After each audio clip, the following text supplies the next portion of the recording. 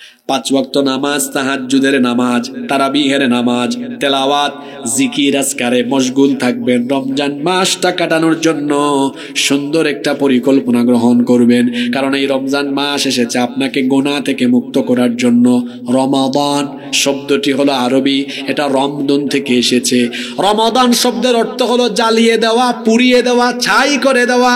এখন রমজান মাসে কি মুসলমানরা জ্বালাও পোড়াও আন্দোলন করে নাকি না? তাহলে রমজান কি জ্বালাতে আসে, কি পুরাতে আসে? আল্লাহ এই 30টা রোজা দিয়ে রমজান মাসের একটা কোর্স দিয়েছেন।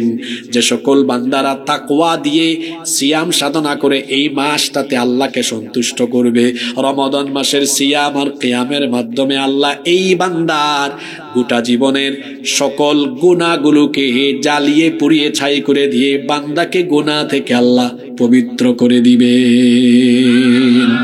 জীবনে বরকত লাভের 15টি উপায় আজকে আমি কোরআন হাদিস থেকে বলে যাব। এই উপায়গুলো অবলম্বন যদি আমরা করতে পারি, এই আমল যদি আমাদের নিজেদের মধ্যে আমরা ডেভেলপ করতে পারি, উপার্জনে, সম্পদে, সন্তানে, সময়ে, এক কথায় জীবনের 4-5টাকে যিনি বরকতময় করে দিবেন, জোরে বলেন তো তিনি কে? কয়টা কাজ করতে হবে? 15টা। জোরে বলেন কয়টা? 15টা। আমি শুরু করে দিচ্ছি। আমি কিন্তু আলোচনার শেষে আবার সবক নিব। আপনি কি শুনলেন অন্তত পয়েন্টগুলোকে আমরা সবাই বলতে পারবো না ইনশাআল্লাহ? ইনশাআল্লাহ। আমার বিশ্বাস এখানে ছাত্র যুবক যারা আছে মুখস্থ শোনাই ফেলবে ইনশাআল্লাহ। 1 নাম্বার শুরু করলাম আমরা। নাম্বার 1, 1 নাম্বার, জীবনে বরকত আসবে, সমৃদ্ধি আসবে যদি আপনি আপনার জীবনে তাকওয়া মেনে চলেন, তাকওয়ার নীতি অবলম্বন করেন। তাকওয়া তো শুনতে শুনতে আমাদের কান ভুতা হয়ে গেছে। এই যে রমজান মাস আসবে, হুজুররা ওয়াজ করবেন, আল্লাহ রমজানের রোজা দিয়েছেন লাআল্লাকুম তাত্তাকুন, যেন তোমরা তাকওয়া অর্জন করতে পারো। তাকওয়া শব্দের অর্থ কি? একেবারে তাকওয়া শব্দের যদি এক বাক্যে অর্থ আপনি জানতে চান, অর্থ হলো আল্লাহর ভয়ে গুনার কাজ ছেড়ে দেওয়া, আল্লাহর খুশির জন্য সওয়াবের কাজ ধরে রাখা। এর নাম কি? তাকওয়া। মুত্তাকি কে? আমরা মনে করি যে দাড়ি আছে, টুপি আছে, লম্বা জুব্বা পরে এই লোক মনে হয় সবচেয়ে বড় মুত্তাকি। যদি শুধু দাড়ি দিয়ে মুত্তাকি হওয়া যেত তাহলে তো রবীন্দ্রনাথ ঠাকুর সবচেয়ে বড় মুত্তাকি, সালমান এফ রহমান আমার দেশে, সেও মুত্তাকি হয়ে যেত। অথচ সে হলো এক কুখ্যাত চোর বাংলাদেশে। দাড়ি টুপি দিয়ে তাকওয়া বান হওয়া যায় না। আল্লাহ রাসূল বলেছেন আত-তাকওয়া হা হুনা ওয়া ইউশিরু ইলা সাদরিহি 3 মিরার। নবীজি 3 বার বুকের দিকে ইশারা করে বলেছেন আত-তাকওয়া হা হুনা, আত-তাকওয়া হা হুনা, আত-তাকওয়া হা হুনা। তাকওয়া থাকার জায়গা হলো অন্তরে। সুবহানাল্লাহ। যার অন্তরে আল্লাহর ভয় আছে সেই ব্যক্তি কখনো আল্লাহর পথ থেকে বিচ্যুত হয়। যাদের হৃদয়ে আছে আল্লাহর ভয় তারা কভু পথ ভুলে যায় না। আল্লাহর প্রেম ছাড়াই দুনিয়ায় কারো কাছে কোনো কিছু চায় না, কারো কাছে কোনো কিছু চায় না। অন্তরে থাকবে কার ভয়? মুত্তাকি হলে জীবনকে বরকত দিয়ে ভরে দিবেন কে? এখন প্রশ্ন হতে পারে হুজুর মুত্তাকি কে? আল মুত্তাকি মানিত্তাকা মিনাজ যুনুব। মুত্তাকি হচ্ছেন সেই ব্যক্তি যে ব্যক্তি গুনাহ থেকে নিজেকে বাঁচিয়ে রাখেন। এই যে আমার হাতে মোবাইল, তাকওয়া কারে কয় দেখেন? মোবাইল। আপনি ফেসবুকে বা ইউটিউবে আছেন, একটা ভালো ভিডিও দেখছেন, নিচে দিয়ে চলে আসছে খারাপ ভিডিও। আপনি আল্লাহর ভয়ে আপনার চক্ষুকে এই খারাপ ভিডিও দেখা থেকে হেফাজত করলেন, এর নাম তাকওয়া। এর নাম কি? এই গুণটা যদি যুবকদের ভেতরে থাকতো তাহলে তারা মোবাইলের অপব্যবহার থেকে নিজেকে সেভ করতে পারতো। আমার যুবক ভাইয়েরা, রাতের বেলা যে আপনার একা রুমে মোবাইল হাতে নিয়ে আজে বাজে ভিডিও দেখেন, এলাকার কেউ দেখে না, পরিবারের কেউ জানে না, জানেন কে? আল্লাহ। ইয়ালামু খাইনাতাল আয়ুনি ওয়া মা তুখফিস সুদূর। চোখের খেয়ানত কেউ না জানলেও চোখের খেয়ানতের খবর যার কাছে আছে, জোরে বলেন তিনি কে? আল্লাহ। তাকওয়া হলো সেই জিনিসের নাম, আল্লাহর ভয়ে সকল অন্যায় থেকে নিজেকে মুক্ত করে রাখা, এর নাম হলো তাকওয়া। এই যে রমজান মাস আল্লাহ দিয়েছেন তাকওয়ার চর্চা করার জন্য, একটা ছোট্ট উদাহরণ দিলে আপনি তাকওয়ার বিষয়টা বুঝতে পারবেন। সেই সুবহে সাদেকের সময় ভোর রাতে সাহরি খেলেন, সাহরি খাওয়ার পরে আপনি সারাদিন উপবাসে থাকলেন, ইফতারের ঠিক আধা ঘন্টা আগে খেজুর, বিভিন্ন রকমের শরবত, পেঁয়াজু, বেগুনি, জিলাপি, ছোলা, মুড়ি, হরেক রকমের ইফতার আপনার সামনে আছে। ইফতারগুলো সামনে সাজানো আছে, কিন্তু আপনি ইফতার মুখে দেন না, খাবার খান না। কেন? ইফতার খাইলে কি ফেরেশতা এসে আপনাকে থাপ্পড় মারবে নাকি? আরো জোরে বলেন, মারবে নাকি? খান না কেন? কারণ ১৫০০ বছর আগে আল্লাহ নিয়ম করে দিয়েছেন, সুম্মা আতিম্মুস সিয়ামা ইলাল লাইল, সন্ধ্যা পর্যন্ত তোমরা তোমাদের রোজাকে পরিপূর্ণ করো। এজন্য আমরা সামনে ইফতার থাকলেও খাই না, খাবো না, কারণ আমার আল্লাহর হুকুম হলো ইফতারের টাইম হলে তারপরে ইফতার করতে হবে। আমার সামনে খাবার আছে, আমি খাবার খাই না। দুনিয়ার কোনো প্রেসিডেন্ট, প্রধানমন্ত্রীর ভয়ে নয়, বরং আমার সামনে খাবার থাকলেও খাবার আমি মুখে নেই না। কার ভয়ে? আস্তে বলবেন না, জোরে বলেন, কার ভয়ে? এত কিছু তো লাগে না। এখান থেকে তাকওয়া কারে কই আপনি বুঝতে পারেন যে আল্লাহর ভয়ে খাবার সামনে আছে, খান না। হালাল স্ত্রী, কিন্তু রমজান মাসে দিনের বেলায় হালাল স্ত্রীর ধারে কাছে যাওয়া যায় না, আমরা যাইও না। কারণ হলো নিষেধ করে দিয়েছেন কে? এর নাম তো তাকওয়া। এইভাবে করে আল্লাহ যা হারাম করেছেন সকল হারাম কাজ থেকে নিজেকে বাঁচিয়ে রাখার নাম হলো তাকওয়া। আমি আপনি উপার্জনে হারাম খাবো না, আল্লাহ নিষেধ করেছেন। হারাম পথে যাব না, আল্লাহ নিষেধ করেছেন। চোখের জিনা, মুখের জিনা, কানের জিনা থেকে দূরে থাকতে আমি গেলাম না, আল্লাহ নিষেধ করেছেন নামাজ না ছাড়তে, আমি নামাজে চলে গেলাম। এইভাবে করে 24 ঘন্টা আল্লাহকে ভয় করে আল্লাহর হুকুম যেই ব্যক্তি মেনে চলে তার নাম হলো মুত্তাকি। জোরে বলেন, তার নাম কি?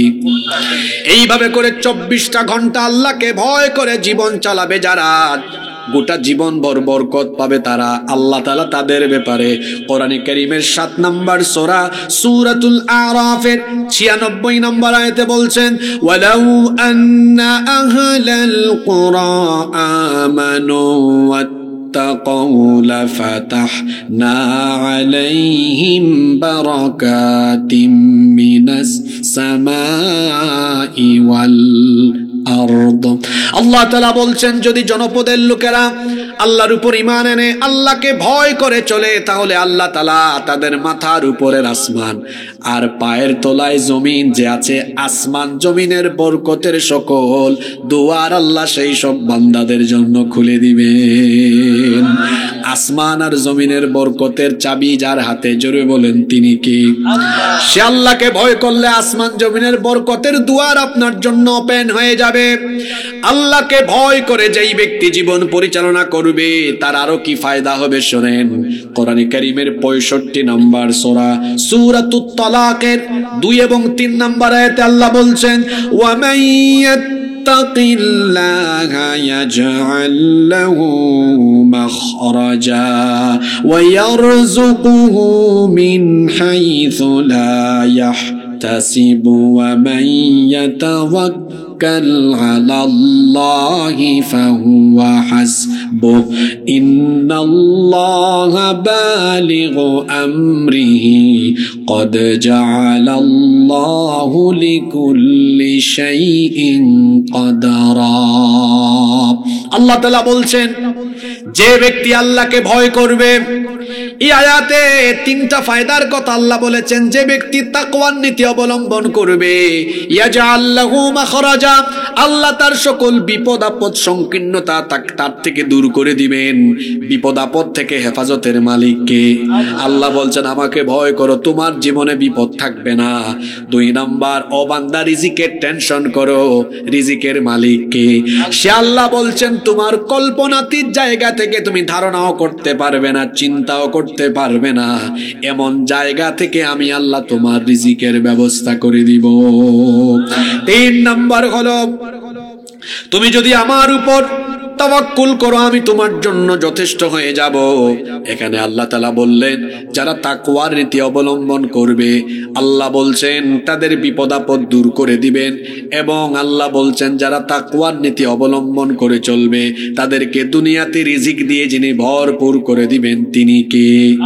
এজন্য জীবনে বরকত পেতে হলে 1 নম্বরে 24 ঘন্টা যার ভয় অন্তরে থাকবে তিনি কে? তা আল্লাহর ভয় কি আছে? আপনি যদি আল্লাহকে ভয় করতেন আরেকজনের জায়গা জমি ঠেলাঠেলি করতেন না। আপনি যদি আল্লাহকে ভয় করতেন আপনার আব্বা আম্মাকে কষ্ট দিতেন না। আপনি যদি আল্লাহকে ভয় করতেন হারাম খাইতেন না। আপনি যদি আল্লাহকে ভয় করতেন যুবক ভাইয়েরা গার্লফ্রেন্ড বানাইয়া রাতের বেলা চেটিং আর দিনের বেলা ডেটিং করার চিন্তা করতেন না। আল্লাহর ভয় থাকলে আপনি কোনো গুনাহে লিপ্ত হতেন না। যার অন্তরে আল্লাহর ভয় আছে সে কখনো গুনাহের ধারে কাছেও যেতে পারে। জীবনে বরকত পাবেন, সুখ শান্তির অভাব হবে না। 1 নম্বরে ভয় করতে হবে কারে? 2, সকল কাজ শুরু করতে হবে কার নামে? বিসমিল্লাহ বলবেন। কথা কাজের শুরুতে বিসমিল্লাহ বলবেন, আল্লাহর নামে শুরু করবেন, বাসমালা পড়বেন। দেখবেন সকল কাজে যিনি বরকত দিবেন তিনি কে? এই যে মাহফিল শেষ করে বাড়িতে ঢুকবেন, ঢুকার সময় বিসমিল্লাহ বলে ঘরে ঢুকবেন, বলবেন বিসমিল্লাহির রহমানির রহিম। বক্তব্য আরম্ভ করবেন বিসমিল্লাহির রহমানির রহিম। এক কথায় আপনি 24 ঘন্টা যে কোনো কাজ শুরু করবেন কার নামে? আস্তে বলবেন না, জোরে বলেন কার নামে? দেখেন আল্লাহর নবী কি বলেছেন, ইযা দাখালার রাজুলু বাইতাহু ফাযাকারাল্লাহু ইনদা দুখুলিহি ওয়া ইনদা তাআমিহি ক্বালা আশ-শাইতানু লা মাবিতা লাকুম ওয়ালা আশা। আল্লাহর নবী বলেছেন যখন কোনো ব্যক্তি ঘরে ঢোকার সময় আল্লাহর নাম স্মরণ করে বিসমিল্লাহ বলে ঘরে ঢুকে, ওই ঘরে শয়তান আর ঢুকতে পারে না। যখন কোনো ব্যক্তি ঘরে ঢুকে খাবার খায়, খাবারের শুরুতে যখন আল্লাহর নাম নেয় শয়তানও তখন ওই খাবারের মধ্যে কোনো ভাগ বসাতে পারে না। আর যখন কোন ব্যক্তি ঘরে ঢোকার সময় বিসমিল্লাহ বলে না, শয়তান তখন তার সাথীদেরকে বলে আসো আসো আদরাকতুমুল মাবিত, তোমরা বাসস্থানের একটা জায়গা পেলে। আর ওই লোকটা যদি খাবার গ্রহণের সময় বিসমিল্লাহ না বলে, শয়তান তখন বলে আদরাকতুমুল মাবিতা ওয়ালা আশা, তোমাদের থাকারও জায়গা হলো, খাবারেরও ব্যবস্থা হলো।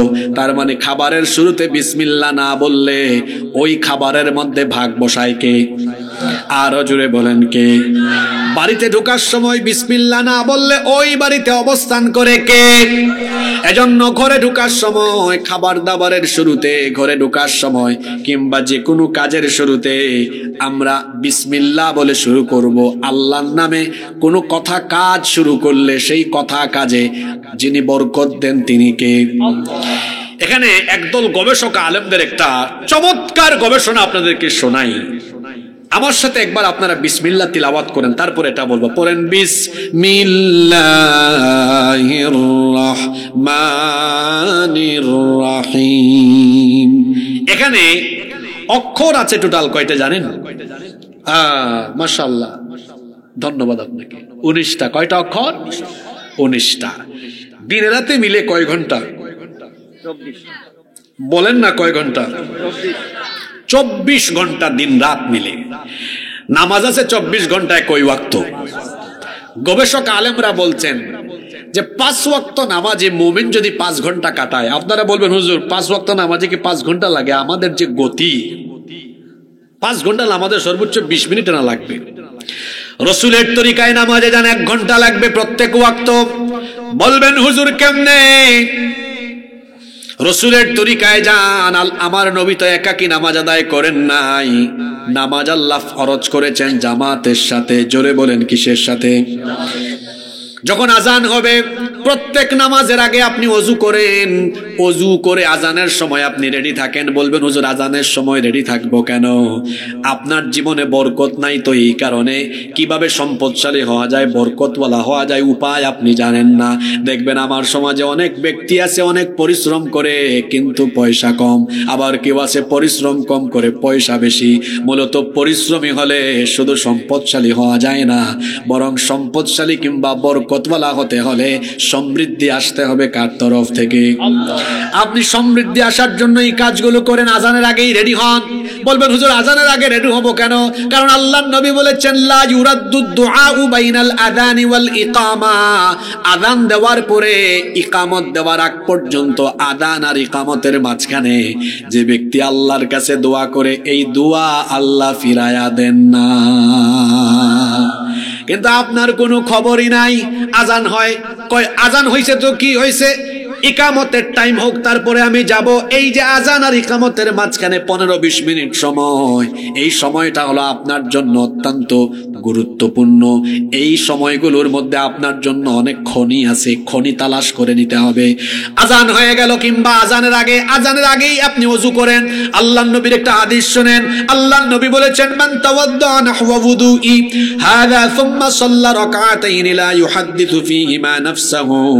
আল্লাহর নবী বলেছেন যে ব্যক্তি আমার মতো ওযু করবে, এরপরে মসজিদে ঢুকে 2 রাকাত নামাজ আদায় করবে, যে ব্যক্তি আমার মতো ওযু করে মসজিদে ঢুকে 2 রাকাত নামাজ আদায় করবে, গফিরা লাহু মা তাকাদ্দামা মিন যামবি, এই 2 রাকাত নামাজের কারণে আল্লাহ তার অতীতের সব গুনাহ মাফ করে দিবেন। এই আমলটা নাই। অনেকে মসজিদে ঢুকে মোবাইল টিপে, ফেসবুক চালায়। আপনি মসজিদে ঢুকে এই 2 রাকাত নামাজ পড়েন। আজান হলো, আজান আর ইকামতের মাঝখানে ফেসবুক চালাবেন না, 2 বন্ধু মিলে আপনারা গল্প করবেন না। এই সময়টা দুয়ায় কাটান, কারণ এই সময়ের দুয়া আল্লাহ ফিরায় দেন না। আমার মা বোনদেরকেও বলবো এই সময়টা কাজে লাগাবেন। এই সময়ে দোয়া করলে দোয়া ফিরাইয়া দেন না কে? তো এইভাবে ওযু করে আইসা আপনি আজান ইকামতের মাঝখানেই তো 20-30 মিনিট শেষ, ফরজ নামাজ আদায় করেন, সুন্নত নফল পড়েন, 1 ঘন্টা লাগবে। তাহলে দেখবেন 5 ওয়াক্ত নামাজে যদি কাটান আপনি 5 ঘন্টা, 24 থেকে 5 চলে গেল, থাকলো কত? সবাই বলেন, এদিক থেকে আওয়াজ হয় না, বলেন কত থাকলো? এই যে আমার চাচা একটু আগে বললেন বিসমিল্লাহর মধ্যে অক্ষর আছে মোট কয়টা? 19টা। 24 ঘন্টার মধ্যে সময় বাকি থাকলো কত ঘন্টা?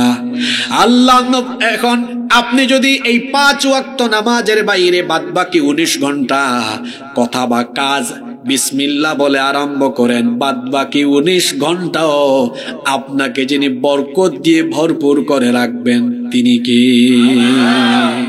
24 ঘন্টাই বরকত থাকার একটা আমল পাওয়া গেল।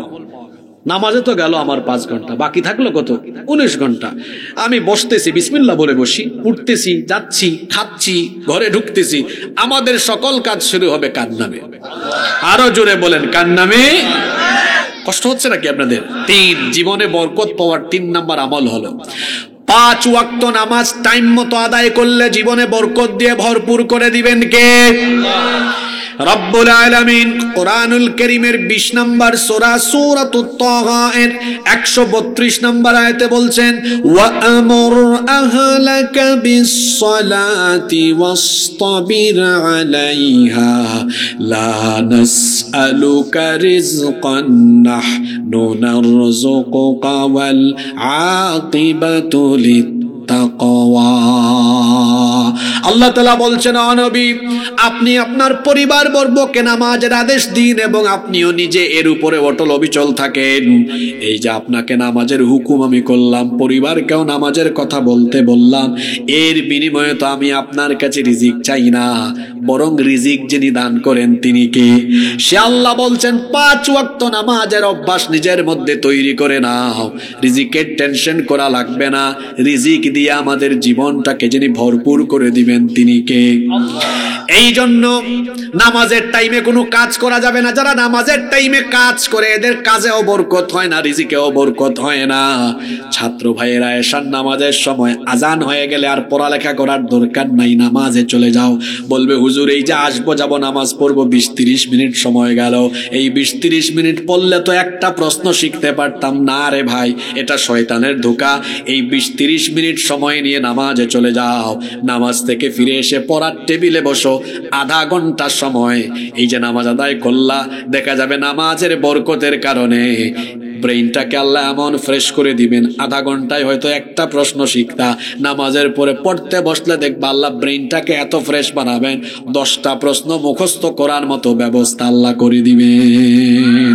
নামাজের টাইমে আপনি ফসলের মাঠে চাষাবাদ করবেন না, কাজ করবেন না। ফজরের সময় অনেকে হালের বলদ নিয়ে মাঠে চলে যায়, জোহরের টাইমে অনেকে কাজ কাম করে নামাজে আসে না, আসরের টাইমেও কাজ নিয়ে পড়ে থাকে। কাজ করেন, অসুবিধা নাই, কারণ কাজ তো আপনি করবেন, আপনাকে তো জীবনে চলতে হবে, কাজ করেন অসুবিধা নাই। কিন্তু নামাজের টাইম হয়ে গেলে নামাজে চলে আসবেন, কারণ কাজের চাইতে নামাজ গুরুত্বপূর্ণ কম না বেশি? আপনি যখন নামাজে আসেন না তখন বোঝা যায় নামাজের চাইতে আপনার কাজ বড়, কিন্তু একজন মুমিনের কাছে কাজের চাইতে নামাজ হলো বড়। আমাদেরকে নামাজ থেকে ফিরিয়ে রাখার জন্য সব সময় ষড়যন্ত্র করে শয়তান। এই শয়তান কোন সময় হাসে আর কোন সময় কাঁদে শোনেন। আল্লাহর নবী বলেছেন, কোন ব্যক্তি যখন আল্লাহকে সাজদা দেয়, এটা যখন ইবলিস দেখে, শয়তান যখন এটা দেখে, ইরতাজালা শাইতানু ফায়াবকি, শয়তান এটা দেখলে ওই ব্যক্তির কাছ থেকে দূরে চলে যায়। ফায়াবকি, অতঃপর শয়তান কান্না করে।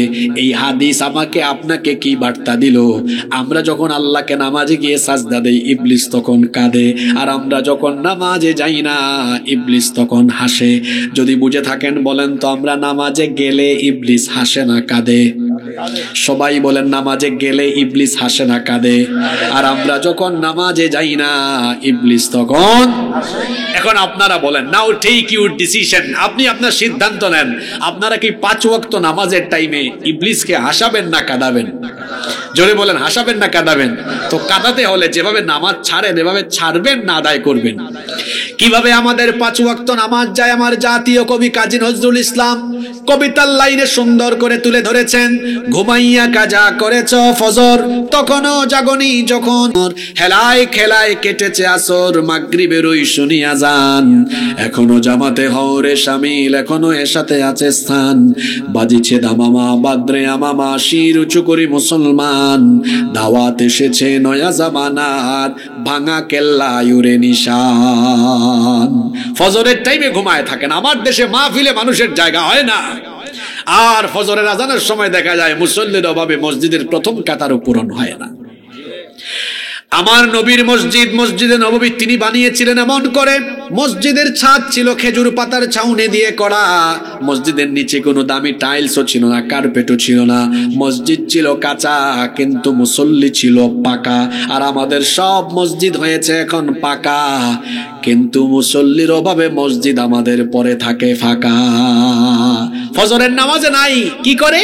ওই যে কবি বলছেন, ঘুমাইয়া কাজা করেছে ফজর। ফজরের ক্ষণ গেল পড়নি নামাজ, জোহরেও ডুবেছিলে নিয়ে শত কাজ। ফজরের ক্ষণ গেল পড়নি নামাজ, জোহরেও ডুবেছিলে নিয়ে শত কাজ।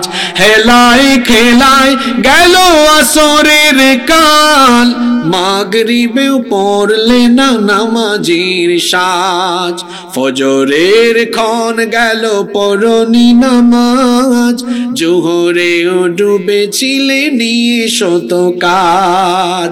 এই যে ফজরে ঘুমালেন, ও আমার বাবা, আমার ভাই, আমার মা বোনরা সবাইকে বলছি, ফজরের নামাজ যে কাজা করলেন, জোহরের আগে আপনার জানাজা রেডি হওয়ার সম্ভাবনা আছে না নাই? জোরে বলেন, আছে না নাই? যুবকরা মনে করতেছে, কি বলেন হুজুর, আমার মতো যুবক ছেলে কি এত তাড়াতাড়ি মরবে নাকি? রাস্তাঘাটে কত যুবককে হঠাৎ করে মরে যেতে দেখেছি। পৃথিবীতে আসার সিরিয়াল আছে, যাওয়ার কোন সিরিয়াল? কেমন করে ঘুমাও তুমি, কেমন করে ঘুমাও তুমি, ফজর করে কাজা, এমন তো হতে পারে জোহরে জানাজা। হতে পারে কি পারে না? খবরদার, এজন্য নামাজ ছাড়া যাবে না। যাদের জীবনে নামাজ নাই এদের জীবনে বরকত। এজন্য জীবনে বরকতের জন্য 5 ওয়াক্ত নামাজের আমল আমরা করব ইনশাআল্লাহ। নামাজ আর ছাড়বো না। কারা কারা রাজি আছেন? আল্লাহকে একটু হাত তুলে দেখেন তো। মাশাআল্লাহ, হাত নামান। হাত নামায়া আবার একটু বুঝে শুনে জবাব দেন তো, আমরা নামাজে না গেলে খুশি হয় কে? জোরে বলেন। আর গেলে খুশি হন কে? আমরা খুশি করব কারে? আমরা নামাজে গেলে গোলামি হয় কার? না গেলে শয়তানের। আমরা গোলামি করব কার? শেষ কথা নামাজের ব্যাপারে, আমরা নামাজে গেলে শয়তান কাঁদে, না গেলে শয়তান হাসে। আমরা ইবলিসকে কাঁদাবো না হাসাবো? তাহলে নামাজ ছাড়বো না ইনশাআল্লাহ। 4, জীবনে যদি বরকত পেতে চান, এই কোরআনের সাথে সম্পর্ক তৈরি করতে হবে, কোরআনের সাথে লেগে থাকতে হবে। সম্মান বাড়ায় দিবেন কে? এই কোরআন, এটাকে আল্লাহ বরকতময় বলেছেন, ওয়াহাদা কিতাবুন আনজালনাহু মুবারাকুন ফাত্তাবিউহু ওয়াত্তাকু লাআল্লাকুম তুরহামুন।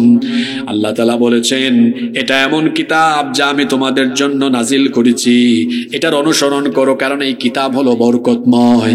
এই কিতাবের সাথে যারা লেগে থাকবে তাদের জীবনটাকে বরকত দিয়ে ভরপুর করে দিবেন তিনি। জোরে বলেন তিনি কে? আল্লাহর নবী বলেছেন, ইন্নাল্লাহা ইয়ারফাউ বিহাযাল কিতাবি আকওয়ামান ওয়া ইয়াদাউ বিহি আখারিন। মুসলিম শরীফের হাদিস, আল্লাহর নবী বলেছেন, নিশ্চয়ই আল্লাহ তাআলা এই কিতাবের মাধ্যমে কোন জাতিকে উন্নতি দান করেন, আবার এই কিতাবকে ছুঁড়ে ফেললে ওই জাতির তিনি পতন ঘটায়া দেন। কোরআনের সাথে থাকবে যারা জীবনে বরকত পাবে তারা। এই কোরআন হলো বড় বরকতময় কিতাব। এই জন্য ঘরের ভিতরেই বেশি বেশি কোরআন তেলাওয়াত করবেন। সকালবেলা দিন আরম্ভ যারা হয় কোরআনের তেলাওয়াত দিয়ে। আল্লাহর নবী বলেছেন, লা তাজআলু বুয়ুতাকুম মাকাবির, তোমরা তোমাদের ঘরকে কবর বানিয়ে ফেলো না, ঘরের মধ্যে বেশি বেশি কোরআন তেলাওয়াত করো।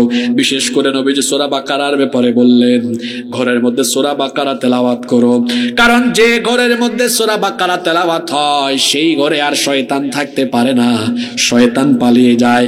যে ঘরে কোরআন তেলাওয়াত হয় না ওই ঘরে শয়তান বাসা বাঁধে, আর যেই ঘরে কোরআন তেলাওয়াত হয় ওই ঘরে আর শয়তান থাকে না। আমরা আমাদের ঘরকে শয়তান মুক্ত করতে চাই কি চাই না? আস্তে বলবেন না, জোরে বলেন, চাই কি চাই না? এর জন্য ঘরের ভেতরে কোরআন তেলাওয়াত করতে হবে। হুকুম কার? আস্তে বলবেন না, জোরে বলেন, হুকুম কার? বরকত দিয়ে ঘরকে ভরে দিবেন কে? নাম্বার 5 নাম্বার, কষ্ট হচ্ছে না তো? 5 নাম্বার, জীবনে বরকত পাওয়ার জন্য নিজের জীবনে, পরিবারের এবং সমাজের সব জায়গায় সালাম প্রতিষ্ঠা করবেন। সালামের ব্যবহারটা নিশ্চিত করবেন, কারণ সালাম দিলেই বরকত হয়। সালামের ভেতরে বরকত শব্দটা আছে। আসসালামু আলাইকুম ওয়া রাহমাতুল্লাহি ওয়া, সবাই বলেন আসসালামু আলাইকুম ওয়া রাহমাতুল্লাহি ওয়া বারাকাতু। অর্থ কি? তোমার উপরে আল্লাহর শান্তি, রহমত আর বরকত বর্ষিত হোক। আপনি তো দুআই করলেন, তোমার উপরে শান্তি, রহমত আর আল্লাহর বরকত বর্ষিত হোক। যাকে সালাম দিলেন তার জন্য বরকতের দোয়া করে দিলেন। যেই ব্যক্তি শুনলো, জবাব দিল, সেও বলল ওয়া আলাইকুমুস সালাম ওয়া রাহমাতুল্লাহি ওয়া বারাকাতু। সেও জবাবে বলল, ভাই তোমার উপরেও শান্তি, রহমত আর বরকত বর্ষিত হোক। সুবহানাল্লাহ। তবে সালামটা শুদ্ধ করে দিবেন। বিশেষ করে আমাদের দেশে যারা ইসলামী রাজনীতি ছাড়া অন্যান্য দলের রাজনীতি করে, এরা বেশিরভাগই সালামটা শুদ্ধ করে দিতে জানে না। মাহফিলেও এরা এসে দেখা যায় ভাগ বসায় বক্তৃতা, তারপর বলবে সালাম আলাইকুম। কি আপনি কি অবাস্তব কথা বলেছেন নাকি?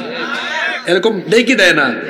আবার একজন, আমি মাহফিলে উঠে গেছি, আমার পাশে বক্তৃতা করতেছে, বলতেছে সালাম আলাইকুম। এখানে তো আলেমরা বসে আছেন। সালাম অর্থ শান্তি আর সাম অর্থ মৃত্যু। আসসালামু আলাইকুম, তোমার উপর শান্তি বর্ষিত হোক, আর সালাম আলাইকুম মানে তুই মরি যা। তে সালাম দিল না আপনাদের মৃত্যু কামনা করলো? মহিলারা অনেক সময় স্টাইল করে সালাম দেয়, আসসালাম আলাইকুম। এটা আবার সালাম আলাইকুম হয়ে গেছে। না, সালাম শুদ্ধ করে দিতে হবে। আপনারা সবাই একটু শুদ্ধ করে আমাকে সালাম দেন তো। ওয়ালাইকুম আসসালাম ওয়া রাহমাতুল্লাহি ওয়া বারাকাতুহু। মনে মনে আবার এটা বলিয়েন না, হুজুর চালাক আছে, কায়দা করে এতগুলো সালাম একসাথে আদায় করছে। এখন আমিও আপনাদেরকে একটা সালাম দিয়ে আপনারা শুদ্ধ করে জবাব দেন, আসসালামু আলাইকুম ওয়া রাহমাতুল্লাহি ওয়া বারাকাতুহু। এই যে আদান প্রদান করলাম, একটা তালিম হয়ে গেছে, আলহামদুলিল্লাহ পড়েন। অনেকে আছে এখন আধুনিক যুগ তো, হাই হেই আছে না? এই যে হাই হেই, এগুলিতে কোনো সওয়াব আছে? সালাম এর জায়গায় যদি হাই হেই বলেন, কোন কোন জায়গায় বিপদও আছে। যেমন এক মরা বাড়িতে গিয়েছেন, তার বাপ মারা গেছে, ওই বাড়িতে ঢুকেই যে বেটার বাপ মারা গেছে তারে বলতেছেন হাই, একটু বলে দিই কেন, বলবে একদম আমার কাছে এত কান বরাবর লাগাবো একদম। কিন্তু মরা বাড়িতে যান আর বিয়ে বাড়িতে যান, যেখানেই যান, গিয়ে যদি বলেন আসসালামু আলাইকুম ওয়া রাহমাতুল্লাহ, জবাব পাবেন ওয়া আলাইকুম আসসালাম ওয়া রাহমাতুল্লাহি ওয়া বারাকাতুহু। এজন্য যুবক ভাইদেরকে বলবো, don't say hi or hello, say আসসালামু আলাইকুম, সালাম দিবেন, কারণ সালামে নেকি আছে না নাই? কেমন নেকি? আল্লাহর রাসূল একদিন মসজিদে নববীতে বসা, এক ব্যক্তি এসে নবীজিকে সালাম দিল, আসসালামু আলাইকুম। হাদিসটা শুনেন, নবীজি জবাব দিলেন ওয়া আলাইকুম আসসালাম। কিছুক্ষণ পরে আরেক ব্যক্তি আসলো, এসে নবীজিকে বলল আসসালামু আলাইকুম ওয়া রাহমাতুল্লাহ। নবীজি উত্তর দিলেন ওয়া আলাইকুম আসসালাম ওয়া রাহমাতুল্লাহ। আরেক ব্যক্তি এসে বলল আসসালামু আলাইকুম ওয়া রাহমাতুল্লাহি ওয়া বারাকাতুহু। নবীজি বললেন ওয়া আলাইকুম আসসালাম ওয়া রাহমাতুল্লাহি ওয়া বারাকাতুহু। দেখেন সালামটা দিল কয় রকম, জবাবও হইল কয় রকম। নবীজি বললেন কেউ যদি আসসালামু আলাইকুম এতটুকু বলে সালাম দেয়, তার আমলনামায় সাথে সাথে 10টা নেকি দেওয়া হবে। কেউ যদি আসসালামু আলাইকুম ওয়া রাহমাতুল্লাহ পর্যন্ত বাড়িয়ে দেয়, আমলনামায় 20টা নেকি দেওয়া হবে। কেউ যদি আসসালামু আলাইকুম ওয়া রাহমাতুল্লাহি ওয়া বারাকাতুহু পর্যন্ত বাড়িয়ে সালাম দেয়, আল্লাহ আমলনামায় 30টা নেকি দান করে দিবে। তাহলে ডেইলি যদি 100 জন মানুষকে পূর্ণাঙ্গ সালাম দেন, 100 গুণ 30 সমান 300 নেকি আমলনামায় দিয়ে দিবেন কে? আর ডেইলি 100 জনকে বলবেন হাই হ্যালো, নেকি আছে? জোরে বলেন নেকি আছে? নাই। এজন্য আমরা সালাম দিব ইনশাআল্লাহ। এই যে এখন মাহফিল শেষ করে ঘরে ঢুকবেন, আমাদের ইসলাম কত সুন্দর, আল্লাহ কত সুন্দর শিখালেন। কোরআনে কারীমের সূরা নূর 24 নম্বর সূরা, এটা সূরা নূরের 61 নম্বর আয়াতের শেষের দিকে আল্লাহ বললেন ফাইদা দাখালতুম বুয়ুতান ফাসাল্লিমু আলা আনফুসিকুম তাহিয়াতাম মিন ইনদিল্লাহি মুবারাকাতান তাইয়্যিবা। অতঃপর যখন তোমরা ঘরে ঢুকবে, ঢুকার সময় ঘরবাসীদেরকে সালাম দিবে। এটা হলো আল্লাহর পক্ষ থেকে পবিত্র এবং বরকতময় অভিবাদন। আল্লাহ সালামকে বলছেন বরকতময় অভিবাদন। সুবহানাল্লাহ। তাহলে ঘরে ঢুকার সময় সালাম দিতে হবে, হুকুম কার? আজকে ঘরে ঢুকে ভাবিকে সালাম দিয়েন, দরজা নক করবেন, ভাবি খুলবে, বলবেন আসসালামু আলাইকুম। কেউ যদি ঘরে নাও থাকে তাও সালাম দিবেন, কারণ মানুষ না থাকলেও ঘরের মধ্যে ফেরেশতা আছে না নাই? এজন্য সালাম দিয়ে ঘরে ঢুকবেন। পারবেন তো ইনশাআল্লাহ? আজকে ভাবিরা কিন্তু রেডি হয়ে আছে। তবে এক ভাই একদিন আমারে কয়, হুজুর আমি তো বাড়িতে গিয়ে আমার বউকে সালাম দিয়ে বিপদে পড়ে গিয়েছি। কি হয়েছে ভাই? আমি দরজা নক করছি, আমার বউ দরজা খুলেছে, আমি বললাম আসসালামু আলাইকুম। আমার বউ সালামের জবাব দেয় না, কয় কি ঢং করো না, তুমি আমাকে চিনো না। মানুষ মনে করছে যে সালাম শুধু পরিচিতকে দেওয়া যায় অথবা বয়সে ছোটকে দেওয়া যায় না, পরিচিত অপরিচিত ছোট বড় যে কাউকে আমরা সালাম দিতে পারবো ইনশাআল্লাহ। আল্লাহ রাসূল ছোটদেরকেও সালাম দিতেন। অনেক জায়গায় আছে মুরব্বীরা যুবকদেরকে আটকায়, এই তোর বাপের নাম কি রে, আদব কায়দা শিখস নাই, তুই আমার সালাম দিলি না। চাচা আপনি এই ছেলেকে ধমকায়েন না। মাঝে মাঝে ধমকায়াও শিক্ষা দেওয়া যায় না, সুন্দর ব্যবহার দিয়ে মানুষকে শিক্ষা দেওয়া যায়। আপনাকে সালাম দেয় নাই তো কি হয়েছে? এই এলাকায় কামান্নায় 8-10টা যুবক ছেলে দাঁড়ায় আছে, আপনারা দেখেছে, সালামও দিল না। আপনি এদের পাশ দিয়ে যাওয়ার সময় বলবেন আসসালামু আলাইকুম ওয়া রাহমাতুল্লাহ। এই ছেলেগুলো লজ্জায় সালামের জবাব দিবে। আপনি যাওয়ার পরে বলবেন দেখছো আমাদের বাপের বয়সী চাচা সালাম দিয়ে গেল, বেটা লজ্জা লাগছে। এরপর থেকে যেই দিন এই যুবকরা আপনাকে রাস্তায় দেখবে, ওরা আপনাকে 100 হাত দূরে থাকলে রেডি হয়ে থাকবে, চাচা তো বড় সাংঘাতিক, সালাম আগে দিয়ে দেয়, আসলে আমরা আগে সালাম দিব। সুবহানাল্লাহ। তাহলে এইরকম সালাম দিয়েও অনেককে সালাম শেখানো যায় কি যায় না? রাসূল একবার আনাস রাদিয়াল্লাহু আনহুকে ডাকলেন, ডেকে বললেন আনাস শোনো, ইদা দাখালতা আলা আহলিকা ফাসাল্লিম। আনাস তুমি যখন ঘরে ঢুকবে তখন তুমি সালাম নিয়ে ঘরে ঢুকবে। যদি তুমি ঘরের মধ্যে সালাম দিয়ে ঢোকো, ইয়াকুম বারাকাতান আলাইকা ওয়া আলা আহলি বাইতিকা, সালামের কারণে তোমার আর তোমার ঘরের সবার উপরে যিনি বরকত দিয়ে দিবেন তিনি কে? তাহলে বরকত পাওয়ার জন্য 5 নাম্বার আমল সালামের আমল করবেন তো আপনারা ইনশাআল্লাহ। বেশি কষ্ট হচ্ছে? বাকি পয়েন্টগুলো কি বলার সুযোগ দিবেন আমাকে? 6, আল্লাহর নবী বলেছেন জীবনে বরকত পেয়ে যাবা, পিতা মাতার খেদমত করো, আব্বা আম্মার খেদমত করো, আব্বা আম্মার কথা শোনো, আব্বা আম্মার সাথে সুন্দর আচরণ করো। মনে রাখবেন আল্লাহ তাআলার ইবাদত করার পরে আমাদের উপর দায়িত্ব হলো আব্বা আম্মার খেদমত করা। আল্লাহ তাআলা কোরআনে বলেছেন ওয়াকাদা রাব্বুকা আল্লা তা'বুদু ইল্লা ইয়্যাহু ওয়া বিল ওয়ালিদাইনি ইহসানা। তোমাদের রবের কাছ থেকে আদেশ হয়েছে, ফয়সালা হয়েছে, হুকুম হয়েছে, তিনি ছাড়া তোমরা আর কারো ইবাদত করবে না। আর আল্লাহর ইবাদতের পরে তোমাদের দায়িত্ব হলো পিতামাতার খেদমত করা। আল্লাহর নবী বলেছেন হুমা জান্নাতুকা, পিতামাতা তোমাদের জান্নাত, আও হুমা নারুকা, অথবা পিতামাতা তোমাদের জন্য জাহান্নাম। অর্থাৎ পিতামাতাকে খুশি করলে খুশি হয়ে আপনাকে জান্নাত দিবেন কে? আল্লাহ। পিতামাতাকে অসন্তুষ্ট করলে, আব্বা আম্মার সাথে বেয়াদবি করলে অসন্তুষ্ট হয়ে আপনাকে বিনা হিসাবে জাহান্নামে দিবেন কে? আল্লাহ। তবে জাহান্নামটা তো হলো বাকি, এটা মরার পরে। এটা মরার পরে যারা আব্বা আম্মাকে কষ্ট দিবে এরা বিনা হিসাবে জাহান্নামী, এদের কোনো হিসাবও হবে না। আল্লাহ বলবেন ফেরেশতাদেরকে বিনা হিসাবে এরা জাহান্নামে ফেল, এরা নিকৃষ্ট, এদের সাথে কিয়ামতের দিন আল্লাহ কথাও বলবেন না, আল্লাহ এদের দিকে তাকাবেনও না। আল্লাহ বলবেন ফেরেশতারা পিতামাতাকে যারা কষ্ট দিয়েছে এদেরকে ধরেই জাহান্নামে ফেলে দেন, নাউজুবিল্লাহ। এটা নগদ না বাকি? না, নগদ কেমনে? এটা কি নগদ বাকি বুঝেন না আপনারা? এটা নগদ না বাকি? জোরে বলেন, নগদ না বাকি? অনেকে ভাববে অসুবিধা নাই, এটা তো বহুত বাকি, থাকলে পাবো না থাকলে নাই। নগদেও কিছু আছে, শোনেন। নগদেও আছে। মুস্তাদরাকে হাকিমের ভেতরে হাদিস বর্ণিত হয়েছে। আনাস ইবনে মালিক রাদিয়াল্লাহু আনহু হাদিসের বর্ণনাকারী সাহাবী, তিনি বলছেন আল্লাহর রাসূল বলেছেন বাবানি মুআজ্জিলানি উকুবাতুহুমা ফিদ দুনিয়া, দুইটা পাপ এমন আছে এই পাপ করলে পরে আল্লাহ দুনিয়াতেই তাকে তাড়াহুড়া করে দ্রুত গতিতে শাস্তি দেন। কয়টা পাপ? একটা হলো আল বাগী, আল্লাহর সাথে সীমা লঙ্ঘন। 2 নাম্বার হলো উকুকুল ওয়ালিদাইন, পিতামাতার অবাধ্যতা। যে সন্তান পিতামাতার অবাধ্য হয় দুনিয়াতে তাকে নগদে শাস্তি যিনি দেন তিনি কি? পিতামাতা বড় সেনসিটিভ জায়গা, এই শাস্তির নগদ নগদ নগদ। এই কম বয়সে আল্লাহ আপনাদের সামনে কথা বলাবেন বলে সম্ভবত এর জন্য আল্লাহ ইচ্ছে করে এগুলো আমাদেরকে দেখাইছেন। নিজের চোখে আল্লাহ আমাকে দেখিয়েছেন পিতামাতাকে কষ্ট দেওয়া সন্তানদেরকে দেখেছি ভিক্ষা করেও খাবার জুটে না, ভিক্ষা করে খাবার জুটে না, রোগ বালাই বিপদ আপদ অশান্তি তারে ছাড়ে না।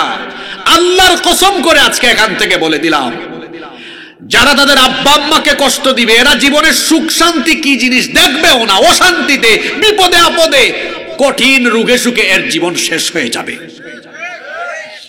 আর যারা পিতামাতার খেদমত করবে এদের জীবনে সুখ শান্তির কোনো কমতি হবে।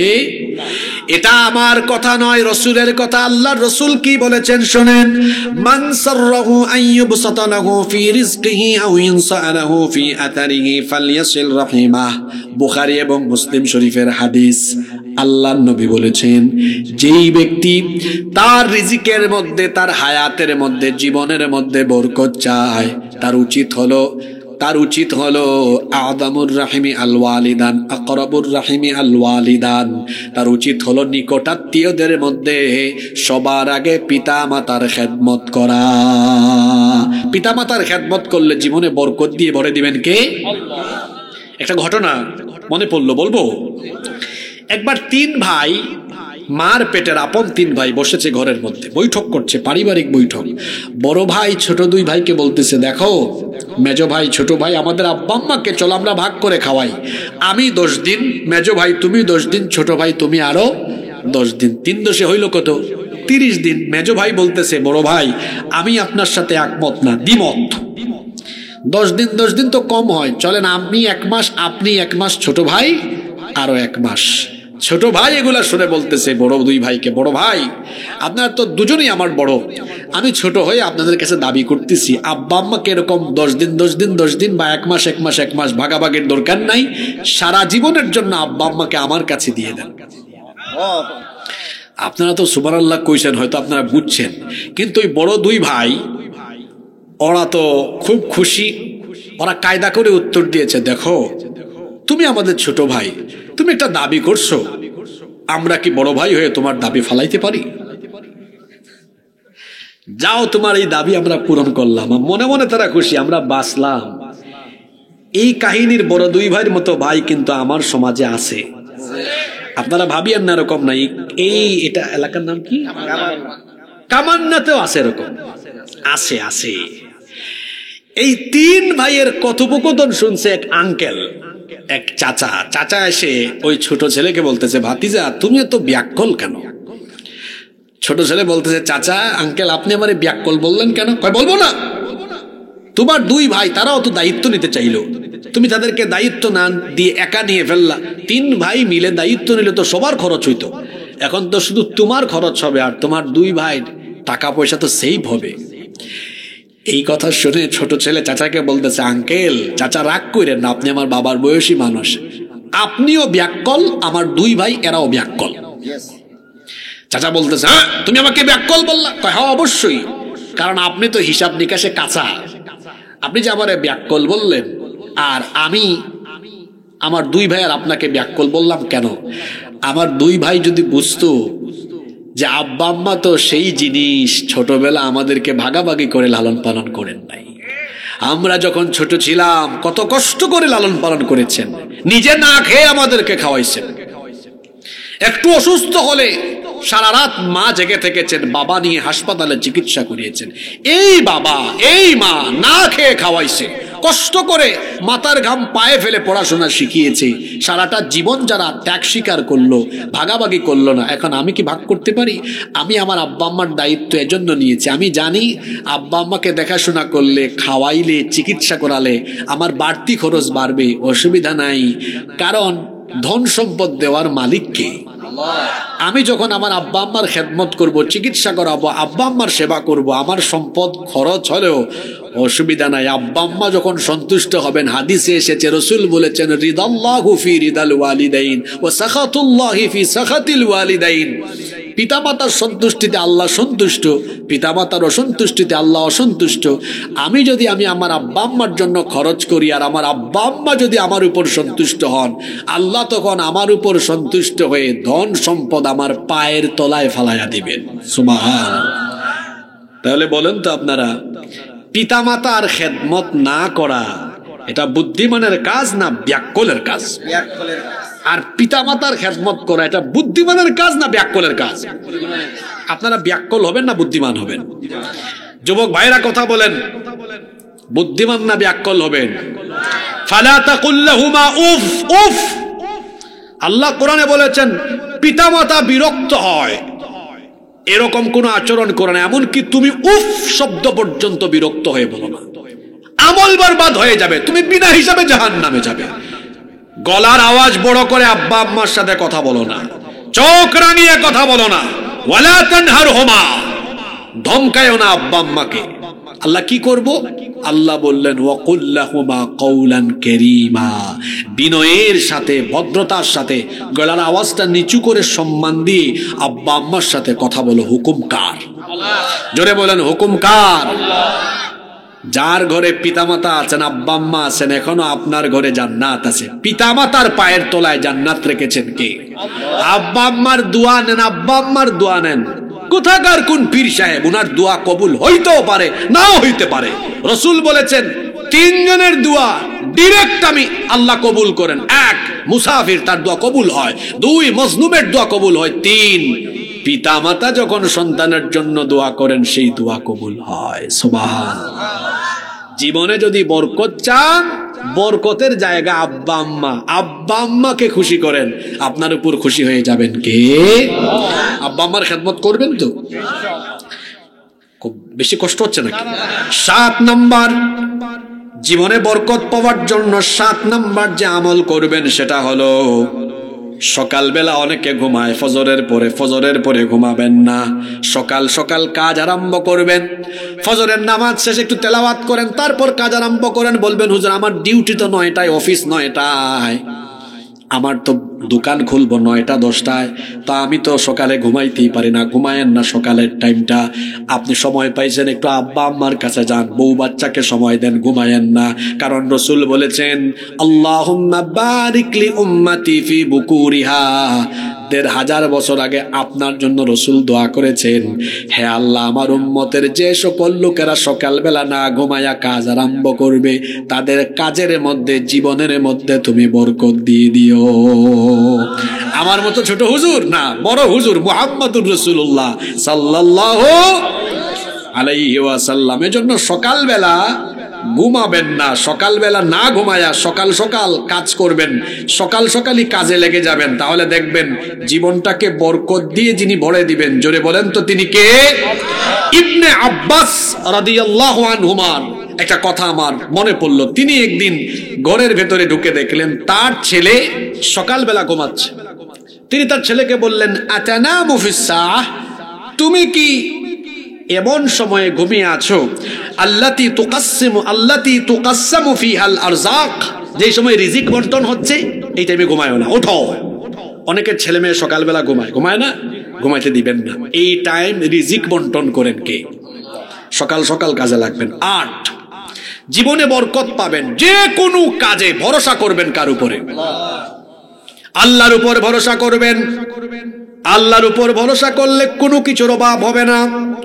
আল্লাহর নবী বলেছেন লাউ আন্নাকুম কুনতুম তাওয়াক্কালুনা আলাল্লাহি হাক্কা তাওয়াক্কুলিহি লারুযিকতুম কামা তুরযাকুত তায়রা তাগদু খিমাসান ওয়া তারুহু বিতানা। বুখারী শরীফের হাদিস, এত সুন্দর হাদিস। এই হাদিসটা অনেক সময় আমার নিজেকেও প্রেরণা যোগায়। আল্লাহর নবী বলেছেন তুমি যদি আল্লাহর উপর ভরসা করো, আল্লাহ তাআলা আকাশে উড়ন্ত পাখিকে যেমন রিজিক দেন, তোমাকেও আল্লাহ সেভাবে রিজিক দিবেন। এই পাখিটা কেমন? আল্লাহর নবী বলছেন পাখিটা হলো এমন, তাগদু খিমাসান ওয়া তারুহু বিতানা। এই পাখিটা হলো এমন পাখি সকালবেলা তার খাঁচা থেকে বের হয়ে আকাশে উড়াল দেয়, ডানা ঝাপটায়, তার পেট তখন শূন্য থাকে, পেটে খাবার থাকে না, সে জানে না কোথায় যাবে, কোথায় গিয়ে খাবার খাবে। এই পাখিটা সকালবেলা তার খাঁচা থেকে বের হয়ে ডানা ঝাপটায়া আকাশে উঠতে থাকে, জানে না কোথায় তার রিজিক আছে। সন্ধ্যাবেলায় যখন পাখিটা তার খাঁচায়, তার বাসায় আসে, তার খালি পেটকে ভরপুর করে দিয়ে বাসায় যিনি ফিরায়া দেন তিনি কি? ওই আল্লাহ বলছেন আমার উপর যে কোনো কাজে তাওয়াক্কুল করো। পাখিকে যেভাবে আমি রিজিক দেই, রিজিক দিবেন কে? নয়। জীবনে যদি রিজিক চান, বরকত চান, তাহলে ইস্তেগফারের সাথে আটার মতো লেগে থাকবেন। ইস্তিগফার, এই আমল আমাদের অনেকের মধ্যেই নাই। আল্লাহর রাসূল প্রতিদিন ইস্তেগফার করতেন কয়বার? 70 থেকে 100 বার। মাশাআল্লাহ মাশাআল্লাহ, 70 থেকে 100 বার। এক হাদিসে এসেছে 70 বারের কথা, আর এক হাদিসে এসেছে 100 বারের কথা। মিআতা মাররা, এক হাদিসে এসেছে আকথারা মিন 70 মাররা, আর আরেক হাদিসে এসেছে মিআতা মাররা, 70 থেকে 100 বার। এখন আপনারা আমাকে বলেন তো, একটু জোরে জবাব দিয়েন, রাসূলের জীবনে কি কোনো গুনাহ আছে নাকি? জোরে বলেন আছে? আমার রাসূলের জীবনে কোনো গুনাহ কি? গুনার দাগও নাই, সিটা ফোটাও নাই। তিনি ডেইলি ইস্তেগফার করেছেন 70 থেকে 100 বার। আর আমাদের জীবনে গুনাহ কম না বেশি? আমরা ইস্তেগফার করি কয়বার? ইস্তেগফার নাই। পেলেই বলবেন আস্তাগফিরুল্লাহ, সুযোগ পেলেই বলবেন আস্তাগফিরুল্লাহ। স্যার ঠিকই বলছেন, আমরা ওই 5 বারই বলি, ওই নামাজের শেষে আর কি। ঠিকই বলছেন, আমরা ওই আস্তাগফিরুল্লাহ 5 ওয়াক্ত নামাজের পরে 5 বার, কিন্তু রাসূল তো আস্তাগফিরুল্লাহ পড়তেন 3 বার। এই সুন্নতটাও যদি ঠিক রাখতাম, নামাজের পরে আল্লাহু আকবার একবার, আস্তাগফিরুল্লাহ 3 বার রাখলেও তো 3 পাঁচা 15 বার হইতো। কিন্তু আমাদের তো অবস্থা এমন, 5 ওয়াক্ত 5 বার না, অনেক কাজে সালাম ফিরাইয়া মারে দৌড়। অথচ আল্লাহ নবী নামাজের পরে এমন কিছু আমল করতেন, এগুলো আমরা করি না। আল্লাহু আকবার একবার, আস্তাগফিরুল্লাহ 3 বার, আয়াতুল কুরসি পড়েন, সুবহানাল্লাহ 33 বার, আলহামদুলিল্লাহ 33 বার, আল্লাহু আকবার 34 বার। আরো অনেক জিকির আছে, দোয়া আছে, এগুলো পড়েন। ফজর এবং মাগরিবের পরে পড়েন আল্লাহুম্মা আজরিনি মিনান নার। এই আমলের কোনো খবর নাই, এগুলো পড়বেন, আল্লাহ তৌফিক দেন, বলেন আমিন। প্রত্যেক দিন 70 থেকে 100 বার ইস্তেগফার করবেন, কারণ ইস্তেগফাররত ব্যক্তিকে বরকত দেন কে? আস্তে বলবেন না, জুড়ে বলেন কে? আল্লাহ নবী বলেছেন, মাল্লাজিমাল ইস্তেগফার জাআলাল্লাহু মিন কুল্লি দিকিন মাখরাজা। এই হাদিসে দেখেন 3টা উপকারের কথা বলা হলো। যে ব্যক্তি ইস্তিগফারের সাথে লেগে থাকবে, অর্থাৎ ইস্তিগফারের আমল করবে, আল্লাহর নবী বলেছেন আল্লাহ তাকে সকল বিপদ আপদ থেকে মুক্তি দিবেন। 2 নাম্বার, ওয়া মিন কুল্লি হাম্মিন ফারাজা, সব টেনশন থেকে আল্লাহ তাকে মুক্ত করে দিবেন। 3 নম্বরে, ওয়া রাযাকাহু মিন হাইথু লা ইয়াহতাসিব, তার ধারণাতীত জায়গা থেকে আল্লাহ তার রিজিকের ব্যবস্থা করে দিবেন। একটা ঘটনা শোনেন, মনে পড়লো, একটা না 2টা ঘটনা মনে পড়ছে, এখন বলবো। ইস্তেগফারের ঘটনা। ইমাম হাসান বসরি রহমতুল্লাহ আলাইহির নাম আপনারা অনেকে জানেন। একবার ওনার কাছে এক ব্যক্তি এসে বলল, আমাকে একটা ভালো আমল শিখান। তিনি বললেন, যাও আস্তাগফিরুল্লাহ পড়বা 70 থেকে 100 বার ডেইলি। কিছুক্ষণ পর আরেক লোক আসছে, বলল, আমার তো ফসলের মাঠে ফসল কম হচ্ছে, একটা আমল দেন। বললেন, যাও 70 থেকে 100 বার ইস্তিগফার করবা। কয়জন আসলো? জোরে বলেন, কয়জন? তৃতীয় আরেকজন ব্যক্তি আসলো, এসে বলল, আমার সন্তান নাই, কোনো আমল দেন। যাও ডেইলি 70 থেকে 100 বার। ঘটনাটা শুনতেছেন আপনারা? 3 জনের সমস্যা কয় রকম, সমাধান কয় রকম? প্রথম জন কি বলছিল? কোন একটা আমল দেন, 70 থেকে 100 বার কি ইস্তেগফার। দ্বিতীয় জন, ফসলের মাঠে ফসল কম হয়, 70 থেকে 100 বার ইস্তেগফার। আরেকজন, সন্তান নাই, বিয়ে হয়েছে, ইস্তেগফার। সমস্যা কয় রকম, সমাধান কয় রকম? এই 3 জন যাওয়ার পরে উনার খাদেম উনাকে বলতেছে, হুজুর 3 জনের সমস্যা 3 রকম, আপনি তো সমাধান দেন একরকম, কাহিনী কি? শুনতেছেন আপনারা? ইমাম হাসান বসরি রহমতুল্লাহ আলাইহি তিনি বলছেন, মা কুলতু মিন ইনদি শাইআন, আমি তো আমার নিজের থেকে আমলগুলো তাদেরকে শিখায়া দেই নাই। তুমি কি জানো না? ইন্নাল্লাহ তাআলা ইয়াকুলু ফি সূরাতি নূহ, আল্লাহ সূরা নূহের মধ্যে বলেছেন, ফাকুলতুস্তাগফিরু রাব্বাকুম ইন্নাহু কানা গাফফারা ইউরসিলিস সামাআ আলাইকুম মিদরারা ওয়া ইউমদিদকুম বিআমওয়ালিন ওয়া বানিনা ওয়া ইয়াজআল লাকুম জান্নাতিন ওয়া ইয়াজআল লাকুম আনহারা। খুব খেয়াল করেছিলেন, নূহ আলাইহিস সালাম তার উম্মতকে বলেছিলেন, এই যে তোমরা শিরক করতেছো, ইস্তেগফার করো। করলে লাভ কি হবে? তোমাদের রব ক্ষমাশীল। ইস্তেগফার করলে আসমান থেকে তিনি তোমাদের জন্য বৃষ্টি ও অবিরাম ধারায় বর্ষণ করবেন, ধন সম্পদ, সন্তান সন্ততিতে এমন বরকত দিবেন যা বাড়তেই থাকবে। সুবহানাল্লাহ। হাসান বসরি রহমাতুল্লাহ আলাইহি বললেন, আমি আমল তো এমনি এমনি শিখাই না, এই আমল নূহ পয়গম্বর শিখিয়েছেন তার উম্মতকে, আমিও শিখাইছি এই 3 জনকে। সুবহানাল্লাহ পড়ে। আরেকটা ঘটনা আমার মনে পড়ছে, বলবো নাকি? এক বুজুর্গ বান্দা, খুব কামেল মানুষ, গাড়িতে উঠছেন, কিছুক্ষণ পর পর খালি বলেন আস্তাগফিরুল্লাহ আস্তাগফিরুল্লাহ আস্তাগফিরুল্লাহ। পাশে বসছে এক প্যাসেঞ্জার, বলতেছে, শোনেন, কি আপনি শুধু একটু পর পর আস্তাগফিরুল্লাহ আস্তাগফিরুল্লাহ আস্তাগফিরুল্লাহ পড়েন কেন? প্রশ্ন করছে।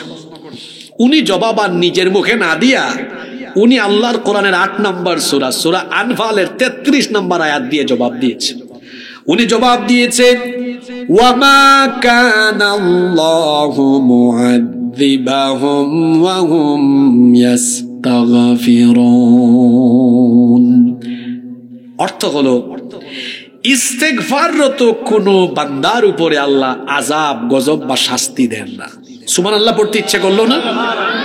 এই জবাব এরকম দিলেন কেন? উনি বুঝাই দিলেন, শোনো, এই যে গাড়িতে তুমিও আছো আমিও আছি, যে কোনো সময় এটা অ্যাক্সিডেন্ট হতে পারে কি পারে না? আমি তো গাড়িতে উঠার সময় যানবাহনে উঠার দোয়া আছে না, বিসমিল্লাহি মাজরিহা ওয়া মুরসাহা ইন্না রাব্বি লাগাফুরুর রহিম সুবহানাল্লাযী সাখখারা লানা হাযা ওয়া মা কুন্না লাহু মুকরিনিন ওয়া ইন্না ইলা রাব্বিনা লামুনকালিব। এটা পড়ছি, কিন্তু বাকি সময় কি করব? খালি ইস্তেগফার করি। দুইটা কারণ। এক, রসুলের ওই যে সুন্নত আছে না 70 থেকে 100 বার আমল হইতেছে। আরেকটা আমল হলো, আল্লাহ তো কোরআনে বলেছেন ইস্তেগফাররত ব্যক্তির উপর আল্লাহ কোনো বিপদ দেন না। গাড়িতে আসি বিপদ হতে পারে, আমি শুধু গাড়িতে না, আমি গাড়ির বাইরে থাকলো হাঁটতে বসতে চলতে ফিরতে ইস্তেগফার করে, এই কারণে, কারণ 24 ঘন্টায় আমাদের জীবন রিস্কের ভেতরে আসে না নাই? আল্লাহ তো ওয়াদা করেছেন ইস্তেগফাররত ব্যক্তিকে তিনি শাস্তি দিবেন না, কষ্ট দিবেন না, বিপদে ফেলবেন না, আমি যেন হেফাজতে থাকি। এই জন্য আমি সবসময় ইস্তেগফারের আমল করি। সুবহানাল্লাহ। আপনারা এরকম বিপদ আপদ থেকে বাঁচতে চান কি চান না? তাহলে বলেন তো, রসুলের এই সুন্নতটা নিয়ে যান। প্রতিদিন আমরা ইস্তেগফার করব কত থেকে কতবার? 70 থেকে 100 বার। জীবনে বরকত দিয়ে ভরে দিবেন কে? 10 নম্বর, জীবনে যদি বরকত চান তাহলে হালাল পন্থায় উপার্জন করতে হবে। হালাল যদি অল্প হয়, এই অল্পের ভেতরে বরকত দিবেন কে? হারামে কোনো আরাম পাবেন না। হারাম খুরদের জীবনে কোনো বরকত নাই। আল্লাহর নবী বলেছেন ইন্না হাদাল মালা খাদিরাতুন হুলওয়া। আল্লাহর নবী বলেছেন নিশ্চয়ই এই দুনিয়ার মাল সম্পদ এগুলো হলো সুমিষ্ট চাকচিক্যময়। ফামান আখাযাহু বিহাক্কিহি ওয়া ওয়াদাহু বিহাক্কিহি আল-মাউনাতু হুয়া। আল্লাহর নবী বলেছেন যে ব্যক্তি বৈধ পন্থায় ধন সম্পদ উপার্জন করে, বৈধ পথে খরচ করে, তার সম্পদের মধ্যে বরকত দেন কে? ওয়া মান আখাযাহু বিগাইরি হাক্কিহি কানা কাল্লাযী ইয়াকুলু ওয়া লা ইয়াশবা। কি সুন্দর উপমা নবীজি দিয়েছেন। আর যে ব্যক্তি অন্যায় পথে, অবৈধ পথে, হারাম পথে কামায়, ওই ব্যক্তির উদাহরণ হলো সেই ব্যক্তির মতো যেই ব্যক্তি খাবার খায় কিন্তু পেট ভরে না। হারামখোরদের উপমা বড় সুন্দর দিয়েছেন নবীজি। হারামখোররা কখনো পরিতৃপ্ত হয় না। এজন্য বাস্তব জীবনে আপনারা দেখবেন হারামখোরদের হারাম খাইতে খাইতে জিহ্বা শুধু লম্বাই হয়।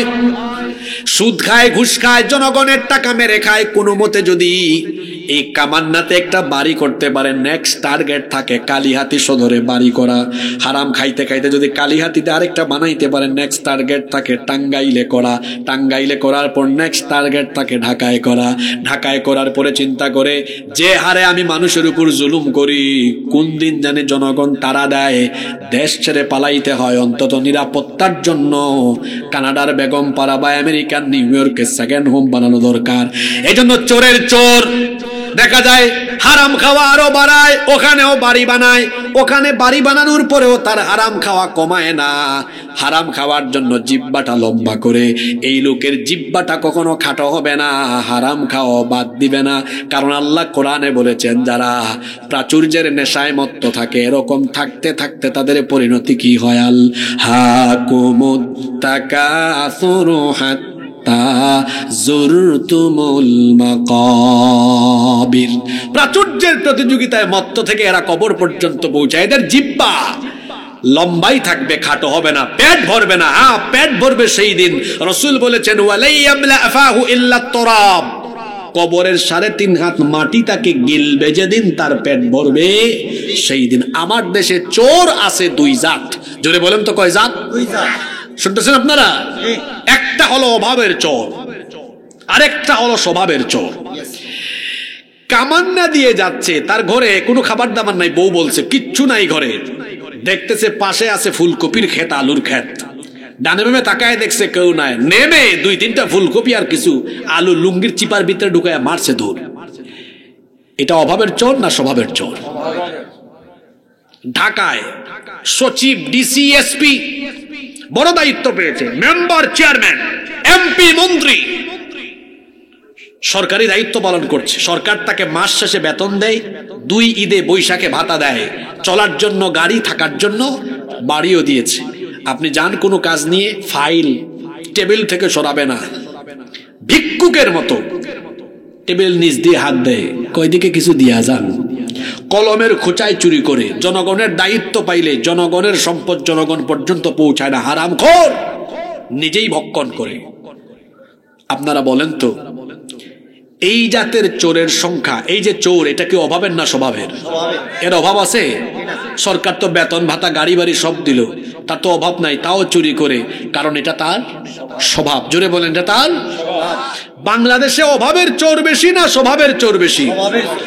অভাবের চোর দেশের জন্য ক্ষতিকর না স্বভাবের চোর ক্ষতিকর? জোরে বলেন।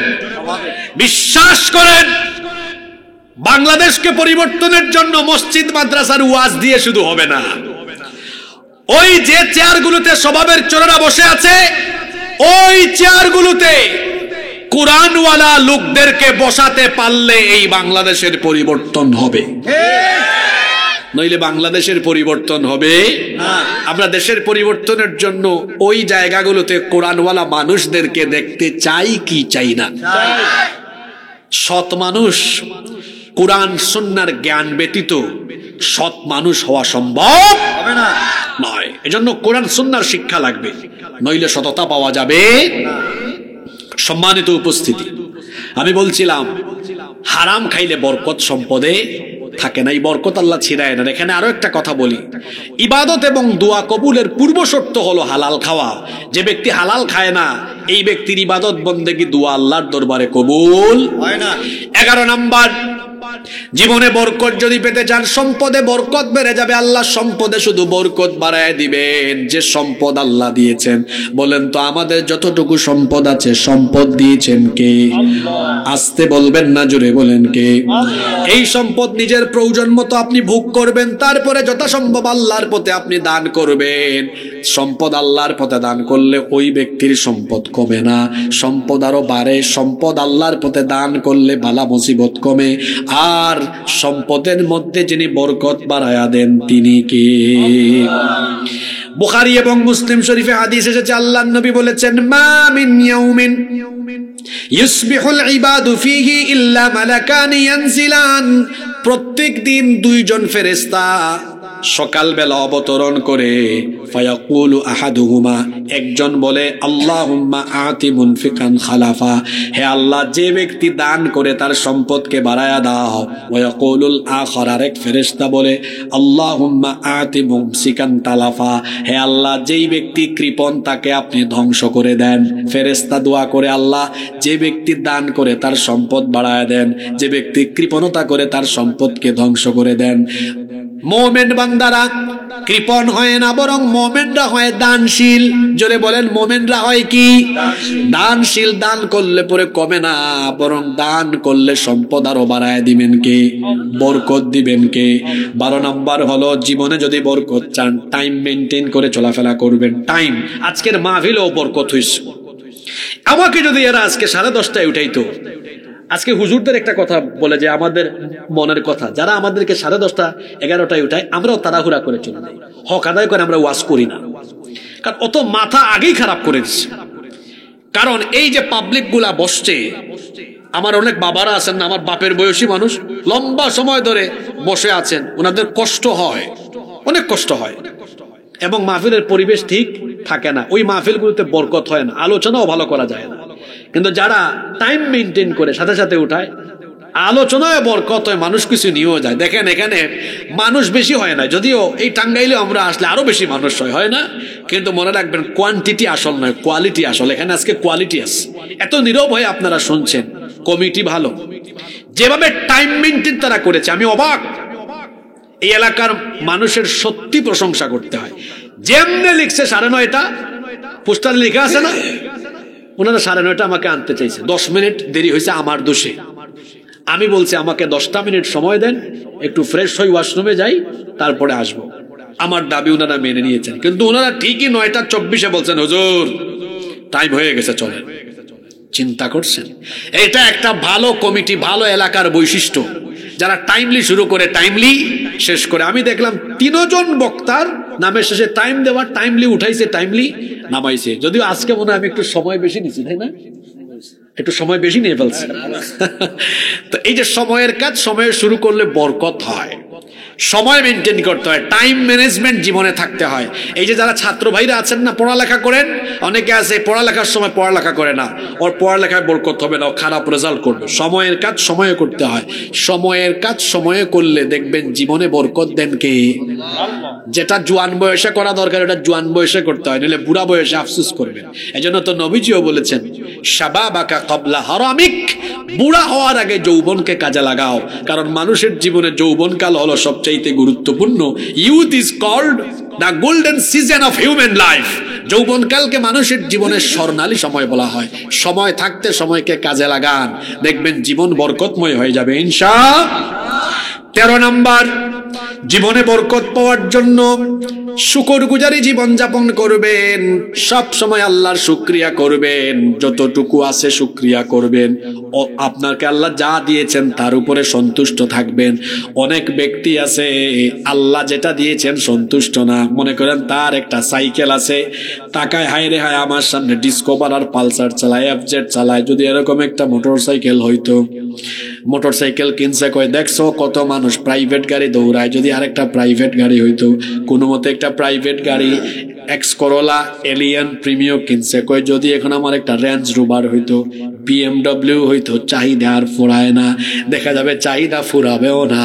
আপনার সাইকেল আছে, শুকরিয়া করেন। কত মানুষের সাইকেল নাই, পায়ে হেঁটে চলে, যেটা আছে ওইটাতে শুকরিয়া করেন। শুকরিয়া করলে লাভ আছে, কারণ আল্লাহ বলছেন লা ইন শাকারতুম লা আযীদান্নাকুম ওয়া লা ইন কাফারতুম ইন্না আযাবি লাশাদীদ। যদি শুকরিয়া করো তাহলে আরো নিয়ামত বাড়িয়ে দিবেন কে? যেন সব সময় শুকরিয়া করবেন কার? আলহামদুলিল্লাহ। জুড়ে বলেন আলহামদুলিল্লাহ। 14 নম্বর, জীবনে যদি বরকত চান তাহলে বরকতময় সময় এবং বরকতময় স্থানগুলোকে বরকতের জন্য দোয়া করতে ভুলবেন না। যেমন দুনিয়াতে বরকতময় অনেক জায়গা আছে, মসজিদে হারাম গেলেই দোয়া কবুল হয়, মসজিদে নববী ওখানে গেলে দোয়া কবুলের অনেক জায়গা আছে। আমি জানি অনেকেই আমরা যেতে পারি নাই, আল্লাহ যারা যেতে পারেন নাই তাদের সবাইকে তুমি যাওয়ার তৌফিক দিয়ে দাও। আরো আসতে বলেন আমিন। আর যারা গিয়েছেন বারবার যাওয়ার সুযোগ দিয়ে দিও। এই যে বরকতের মাস সামনে আসতেছে, এই মাসটার নাম কি? রমজান মাস। আল্লাহ আমাদের সবাইকে তুমি রমজানের বরকত দিয়ে ভরে দাও, বলেন আমিন। আল্লাহুম্মা বাল্লিগনা রমাদান, হে আল্লাহ আমাদেরকে রমজান পর্যন্ত পৌঁছায় দাও, বলেন আমিন। রমজান মাস আসতেছে, সময়গুলা নষ্ট করবেন না। 5 ওয়াক্ত নামাজ, তাহাজ্জুদের নামাজ, তারাবিহের নামাজ, তেলাওয়াত, জিকির আজকারে মশগুল থাকবেন। রমজান মাসটা কাটানোর জন্য সুন্দর একটা পরিকল্পনা গ্রহণ করবেন, কারণ এই রমজান মাস এসেছে আপনাকে গুনাহ থেকে মুক্ত করার জন্য। রমাদান শব্দটি হলো আরবি, এটা রমদন থেকে এসেছে। রমাদান শব্দের অর্থ হলো জ্বালিয়ে দেওয়া, পুড়িয়ে দেওয়া, ছাই করে দেওয়া। এখন রমজান মাসে কি মুসলমানরা জ্বালাও পোড়াও আন্দোলন করে নাকি না? তাহলে রমজান কি জ্বালাতে আসে, কি পুরাতে আসে? আল্লাহ এই 30টা রোজা দিয়ে রমজান মাসের একটা কোর্স দিয়েছেন, যে সকল বান্দারা তাকওয়া দিয়ে সিয়াম সাধনা করে এই মাসটাতে আল্লাহকে সন্তুষ্ট করবে, রমাদান মাসের সিয়াম আর কিয়ামের মাধ্যমে আল্লাহ এই বান্দার গোটা জীবনের সকল গুনাহগুলোকে জ্বালিয়ে পুড়িয়ে ছাই করে দিয়ে বান্দাকে গুনাহ থেকে আল্লাহ পবিত্র করে দিবে। গুনাহ মাফের মাস সামনে এসেছে, এই বরকতময় মাসকে কাজে লাগাবো ইনশাআল্লাহ। 15 এবং সর্বশেষ হলো বরকতের জন্য আল্লাহর কাছে দোয়া করতে হবে, কারণ বরকত দেওয়ার মালিক কে? এজন্য দোয়া করবেন বেশি বেশি। দোয়া এটা এমন এক মিসাইল, এটাকে আমি মিসাইল বলি। আপনি অসাধ্যকেও সাধ্যের ভেতরে নিয়ে আসতে পারবেন দোয়া দিয়ে। সুবহানাল্লাহ পড়বেন না? আল্লাহর কাছে চাইলে আল্লাহ বেজার না খুশি? আপনাদের কাছে আমি চাইলে আপনারা বেজার হইতে পারেন, আপনারা আমার কাছে চাইলে আমি বেজার হতে পারি, কিন্তু আল্লাহর কাছে যারা চায় না আল্লাহ তার উপর রাগ করেন। মাল্লাম ইয়াসআলিল্লাহ ইয়াগদাব আলাইহি, রাসূলের হাদিস। রাসূল বলেছেন যে ব্যক্তি আল্লাহর কাছে চায় না আল্লাহ তার উপর রাগ করেন। আর ফাইন্নাল্লাহা ইউহিব্বু আন ইউসআল, যে ব্যক্তি আল্লাহর কাছে চায় আল্লাহ ওই ব্যক্তিকে ভালোবাসেন, পছন্দ করেন। তার মানে আপনি যতবার আল্লাহর কাছে চাইবেন ততবার আপনার উপর খুশি হবেন কে? এজন্য আমরা আল্লাহর কাছে চাইবো কম না বেশি? বেশি বেশি। বাজারে যাওয়ার সময় লিস্ট করে যান না? আল্লাহর কাছে যখন হাত তুলবেন লিস্ট করবেন একদম লম্বা সময়, বলবেন আল্লাহ আমাকে সুস্থতা দাও, আল্লাহ আমার উপার্জনে বরকত দাও, আল্লাহ আমার সন্তানকে, আমার স্ত্রীকে তাকওয়াবান বানাও, আল্লাহ আমাকে তাকওয়াবান বানাও। লিস্ট করেন আর বলতে থাকেন। কারণ যে ব্যক্তি আল্লাহর কাছে চায় না আল্লাহ ওই ব্যক্তির উপর রাগ করেন, আর যে যত চায় আল্লাহ তার উপর তত খুশি হয়ে যান। সুবহানাল্লাহ। তাহলে জীবনে বরকত পাওয়ার জন্য কোরআন হাদিস থেকে এই মোট কয়টা আমলের কথা বললাম? 15টা। 1 নাম্বার তাকওয়ার নীতি অবলম্বন করা। সবাই বলেন আমার সাথে, 1 নাম্বার তাকওয়া। জোরে বলেন, 1 নাম্বার তাকওয়া মানে ভয় করতে হবে কারে? 2 নাম্বার দিকে মনে রাখছেন কিনা? কথা কাজের শুরুতে কি বলা? মাশাআল্লাহ, এই তো পারেন আপনারা, বিসমিল্লাহ বলা। 3 নাম্বার 5 ওয়াক্ত যথাসময়ে নামাজ আদায় করা। 4 নাম্বার কিসের সাথে সম্পর্ক বাড়ানো? কোরআনের সাথে। 5 নম্বর সালামের প্রচলন করা, সালাম প্রতিষ্ঠা করা। 6 নাম্বার কি? আব্বা আম্মাকে কষ্ট না দেওয়া। 7 নাম্বার সকাল সকাল কাজ আরম্ভ করা। 8 নাম্বার আল্লাহর উপরে ভরসা করা। 9 নাম্বার ইস্তিগফারের সাথে লেগে থাকা। 10 নাম্বার হালাল পথে ইনকাম করে হালাল খাওয়া। 11 নাম্বার সাদাকা করা, সাধ্য অনুযায়ী দান সদকা করা। 12 নাম্বার সময়ের কাজ সময়ে করা। 13 নাম্বার যা আছে সন্তুষ্ট থাকা আর বেশি বেশি আল্লাহর শুকরিয়া করা। 14 নাম্বার বরকতময় সময়গুলোতে বেশি বেশি আল্লাহর কাছে চাওয়া। 15 নাম্বার বরকতের জন্য অনবরত আল্লাহর কাছে দোয়া করা। এই 15টা কাজ করলে আমাদের জীবনকে বরকত দিয়ে যিনি ভরপুর করে দিবেন, জোরে বলেন তো তিনি কে? আল্লাহ আমাদেরকে এই 15টি আমল করার তৌফিক দান করেন। আমরা সবাই বলি আমিন।